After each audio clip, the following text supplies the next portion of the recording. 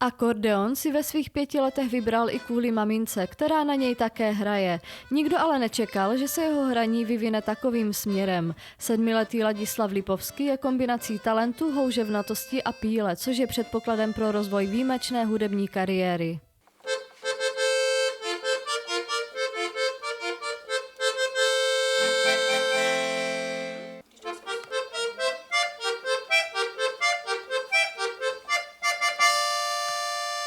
No, ono to vzniklo tak trošku spontánně.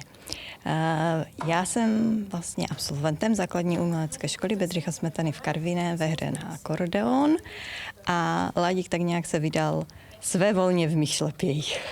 Rozlišili jste vlastně už v nějakém jeho raném věku tento velký potenciál a talent? Ano, vlastně začali jsme hrát v 5 letech na akordeon a Ladík se začal posouvat opravdu v té hře mílovými kroky. Jste hudební rodina? Já si myslím, že jsme hudební rodina. Hrajete vy na něco třeba? Já nehraju, já jsem víceméně taxi a spolu doprovázím nosič, ty potřebné věci kolem toho. Pro rodiče Ladislava je prioritou, aby byl šťastný a spokojený, ať už s nástrojem nebo bez. Jeho hraní je pouze bonusem, který nikdo neočekával, ale nyní dělá všem radost. Nedávno se 7letý hráč účastnil online verze soutěže, kde získal 2. cenu, čímž si vybojoval postup do její offline verze. Finále se na konci listopadu uskuteční ve francouzském Montargisu. Tenhle diplom je pro mě nejvzácnější, protože ze Francie, kdy jsem vyhrál 2. místo. Tady je ta trofej ze Dobřan. Dopadlo to dobře, protože jsem postoupil na online soutěž. Mamku s taťkou to napadlo, že bych tam mohl hrát, tak mě tam k tomu přihlásili. Co plánuješ do budoucna s tím akordeonem?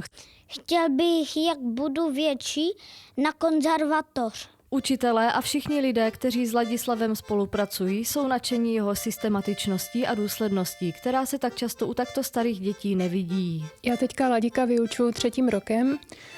Začal u mě na malý klávesový akordeon, ale velmi brzy jsme zjistili, že to nebude jeho cesta, že postupuje, jak říkala jeho maminka, mílovými kroky. A proto jsme se i postupem času rozhodli, že přestoupíme na knoflíkový akordeon, který nabízí větší možnosti a je takový teďka jakoby moderní, lidově řečeno. No a u Ladíka je ten talent snadné poznat, protože, jak jsem řekla, učí se velmi rychle.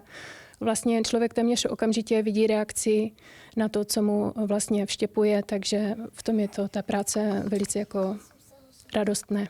S Ladíkem samozřejmě už řešíme v rámci i našich lekcí, které tady vedu pod šablonami, tak řešíme už opravdu věci, které si můžu dovolit dělat se studenty na Janačkově konzervatoři, třeba kde působím, takže Ladík má velký potenciál a už teďkom hraje jako absolvent základní umělecké školy. Je to velmi mimořádný talent a věřím, že se s ním také potkáme na konzervatoři a na dalších vyšších stupních a světových pódiích.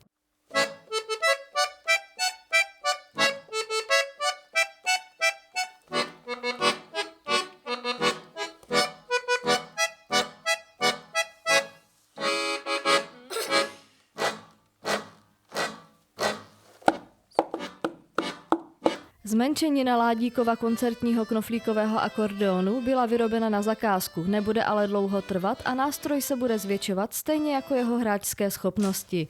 Mezitím ještě Ladislava čeká jistě barvitá cesta plná hudebních zážitků a dobrodružství, které jsou s tímto zájmem vždy spojené.